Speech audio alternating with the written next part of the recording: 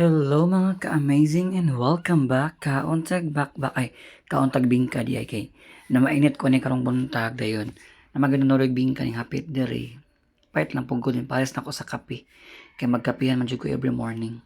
Then mga ka-amazing mag storytelling na pud ta about life kanang na ako'y nakita nga video sa Facebook atong last week diyon dako siya kanang natabang or nakahinuklob jud ko sa iyang kanang pagpasabot sa video kay ingon man ko didto nga ang pagbuhat daw og kaayo o pagbuhat og kadautan, mura daw ka nagtanom ana og prutas.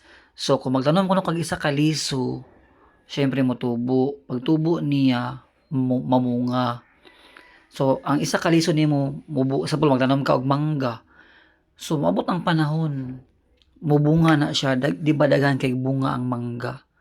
So yung ana daw na siya mga, ka-amazing nga 'pag motanom kuno ka og kanang kamaayo sa sigkatawo, sa uban ba unsabay pamaagi sa asa ba ng aspect, siyempre motubo na siya mamunga. Dayon kung motanom po kuno kag kadautan, isa lang kaliso sa kadautan, motubo na siya mamunga gihapon. So nag-ingon mi dito sa video nga kana daw siyang, bunga is puwede pa daw ma-harvest or at ma-avail sa imuhang mga kanunuan. So medyo naalarma po kuno kasi ako nga side biya napud biya ko yung mga kadautan ng gipanghimo pero dili gid ako siya totally tinuyuan. Kanang wala ko siya kung nagpakalimpyo ko pero dili ako siya tinuyuan gyud kanang mga kasaypanan ako sa kinabuhi. Na lang yung mga kuan, naay mga kuan mga dili na ko siya mahuna-hunaan nga, ah, in the future yan di ang iyahang kalibitang outcome nga ani nga kadautan. So di ko makanahunaan na kay dili ko mag-anticipate man gud og kanang future nga possibility nga mahitabo inani siya nga negative. Always jud ko positive sa kung una-una. So munang nakulbaan ko ato nga kuan guys, nakulbaan ko ato nga mensahe bitaw kay siyempre no, kung kamaayo daghan pug ko og napugas nga kamaayo sa sigkatawo. Wala kaila ginang makaila sa kuha, kanang nakaila sa kuha kabalo gid sila unsa akong klase nga pagkatao kanang dugay nako na banding.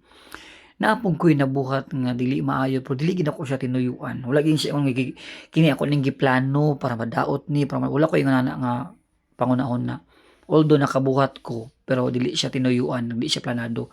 Ug mo na siyang ikahadlokan ba nga hala no kung ako na siyang ma-harvest pag-abot sa panahon.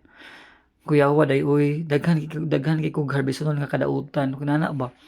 Kung dili po hinuon pod kung makapangay ko kog pasaylo sa Ginoo, basi naa siguro'y chance nga ma-change pa ang tanan. Pero ana ni nga nakipangunaw na nga bitaw no, hala no dili gid ka pataka-taka og buhat og mga dili okay, dili ikaayo sa isig katawo or sa Ginoo ba or sa bisag kinsa kay anuman. 'Pag motubo na siya og mamunga, ang harvest time man karon ang delikado.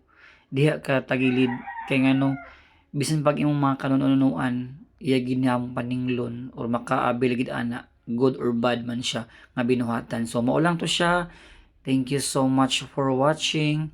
Please like, follow, and share my page. Ka-amazing!